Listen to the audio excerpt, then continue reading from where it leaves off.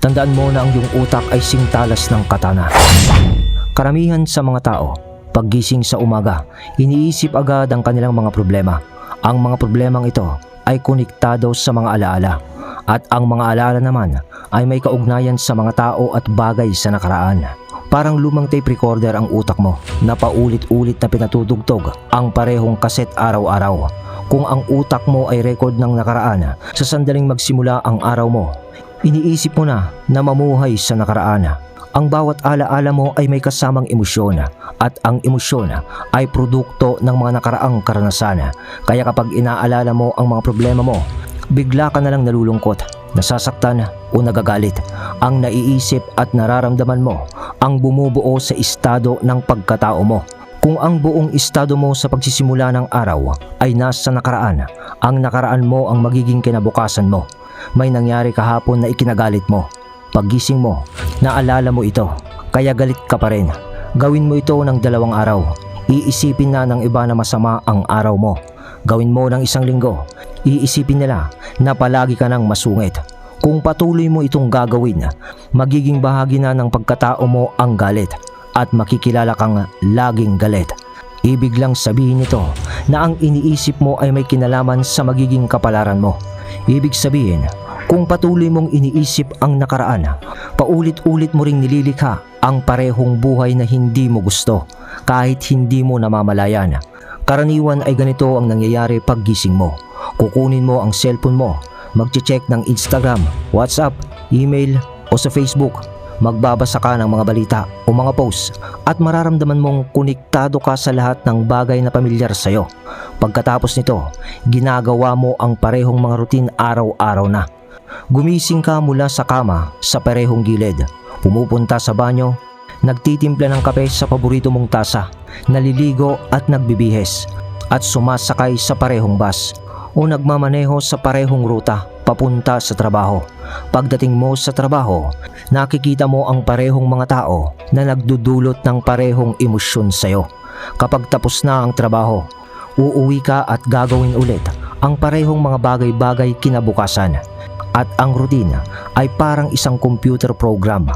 Nawawala na ang kontrol mo sa sarili dahil ang program na ang namamahala sa'yo. Pagdating mo ng edad 35, 95 ng ating pagkatao ay pawang nakasanayang gawi. Emosyonal na reaksyon, walang kamalayang mga ugali, paniniwala at pananaw. Parang program na tumatakbo sa utak natin. Kaya kahit sabihin mong gamit mo ang 5% ng iyong malay, gusto kong maging masaya, malusog at malaya, ang katawan mo ay sumusunod sa ibang programa. Parang inilalaban mo na ang isang ordinaryong tao laban sa isang Olympic level na weightlifter. Hindi mo na kayang baguhin ang program, kaya bumabalik ka sa dati. Kailangan mong lampasan ang analytical mind.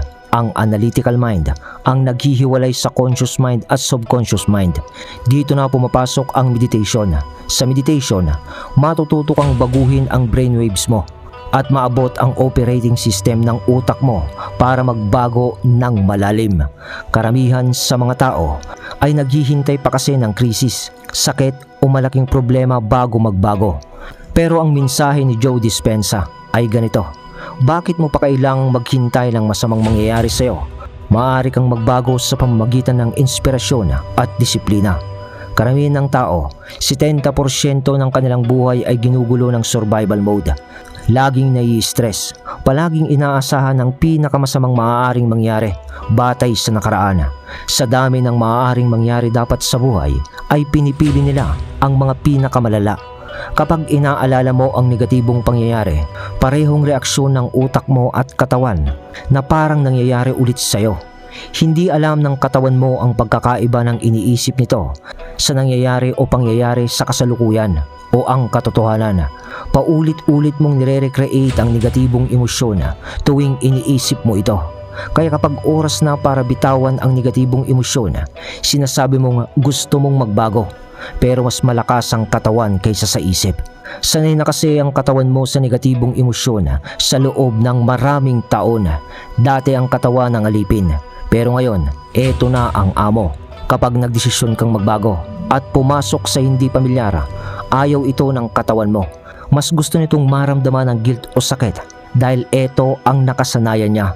Ang pagpasok sa hindi pamilyar na sitwasyon ay parang pagtalon sa isang malalim na ilog. Nakakatakot para sa katawan mo. Kapag sinubukan mong magbago, alam ng katawan mo kapag nagtagumpay ka, mawawala na ang dati nitong nakasanayan. Kaya gagawin nito ang lahat para pigilan ka. Halimbawa, habang nagme-meditate ka, biglang mangangati ang ilong mo. Maiisip mo ang isang mahalagang bagay na dapat gawin. O may babalik pa na alaala, 20 years na ang nakalipas. Parang sinabi ng katawan mo, suko ka na. Balik na tayo sa dati nating buhay. Maraming paraan ang katawan para pigilan ka. Pero ang hindi pamilyar na lugar, ang pinakamagandang lugar para likhain ang bago mong kinabukasan. At ang pinakamadaling paraan para makapasok sa unknown ay sa pamamagitan ng meditation. Kapag nasa malalim ka ng estado ng meditation, pwede mo nang simulang isipin ang buhay na gusto mo. Ano ang klase ng buhay ang gusto mo? Anong ugali ang gusto mong buuin? Anong tao ang gusto mong maging? Ang pag-i-imagine habang nakapikit kung anong klaseng buhay o ugali ang gusto mo ay ang pinakamagandang paraan para likhain ang kinabukasan mo. Kapag talagang naramdaman mo ito, hindi na alam ng utak mo ang pagkakaiba ng imagination at totoong karanasan. Parang ina-update mo ang utak mo para sa bagong buhay. Ngayon ay hindi na lang ito record ng nakaraan.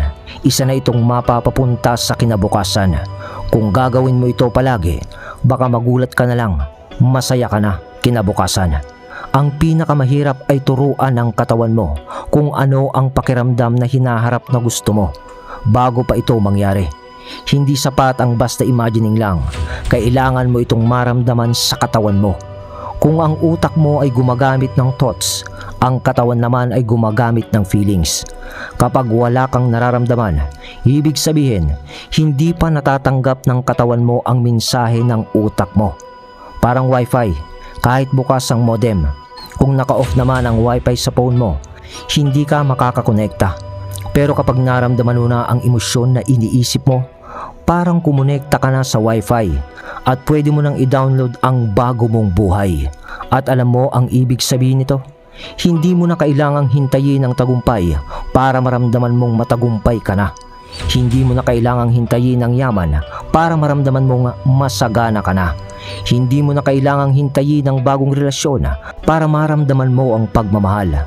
Ganito yan, kapag natuto kang maramdaman na parang mayaman at karapat-dapat ka na, doon pa lang nagsisimula na dumating ang yaman sa'yo. Kapag nararamdaman mo na yan, parang nasimulan mo ng lapitan ang kinabukasan na gusto mo. Ibig sabihin, ikaw na ang gumagawa ng sarili mong kinabukasan. Hindi ka na biktima ng mga tao o sitwasyon na sinasabi mo, ganito kasi ako, ganito sila, kaya ganito ang nangyari sa akin dati. Ang totoo, maraming tao ngayon ang biktima ng sarili nilang negatibong pag-iisip na galing pa sa nakaraan. Pero tandaan mo, hindi porkit may iniisip ka ay totoo na yon. Hindi lahat ng iniisip mo ay kailangan mong paniwalaan o aksyonan. Sa isang araw kasi, mga 60,000 hanggang 70,000 na iniisip ang dumadaan sa utak natin o sa utak mo. At alam mo ba, 90% doon ay paulit-ulit lang galing sa kahapon.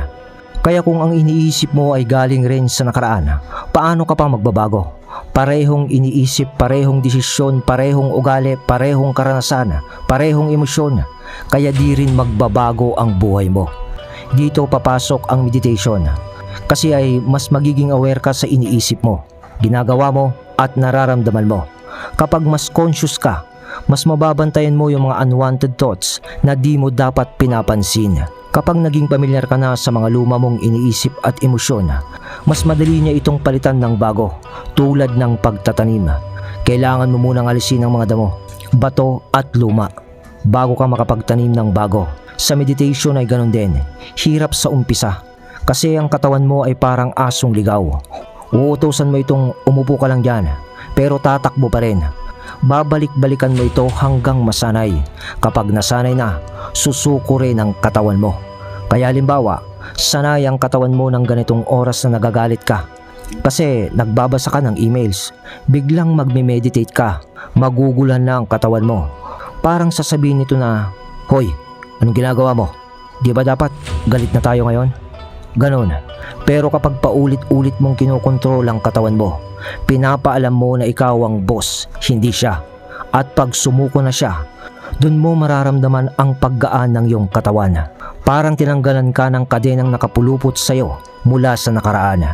Kahit 7 araw mo lang nagawin to, makikita mo na agad ang pagbabago. Mas mapapansin mo na ang sarili mo ay maiiwasan ng bumalik sa dati mong gawi.